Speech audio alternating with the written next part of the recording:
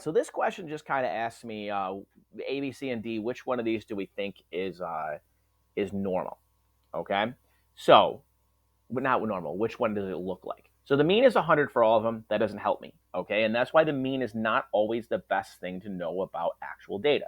All right, we need to know things about how much it's skewed and different things like that. All right, so the more tightly packed it is, all right, the more tightly packed it is, the smaller of a standard deviation that it's going to have. So this data right here. So let's just hit the skewed things first. All right. So this one right here is skewed to the right, obviously. All right. And so is this one. All right. And then let's just look at the ranges here. This one goes from 100 to 140. This goes from 100 to 300. Okay. The more spread out it is, the bigger the standard deviation is going to be. All right. So this one is going to be D, skewed to the right with a standard deviation of 40.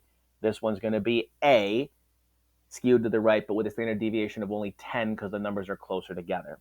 All right, both of these are the same thing. They're both looking like a fairly normal curve. All right, not perfectly normal, but fairly normal. Okay, and then they say approximately symmetric, mound-shaped, standard deviation of 10 or 40. So again, we're looking at how tightly the numbers are packed together. This one goes from 70 to 130. That's 60. This one goes from 0 to, it looks like that says 200. Yeah, 200 if I zoom in. 0 to 200. Okay, 0 to 200. So that's a much bigger range. It's a 200 range. So that one's definitely going to have the much bigger standard deviation, which means this is going to be C. This is going to be B, not A. Okay, now what's happening there really, we're not going to do much of that. We do want to be able to look at data and maybe compare two things and say, oh, the means are about the same, but this one's way more spread out. That's the idea with this, just to get you used to looking at something.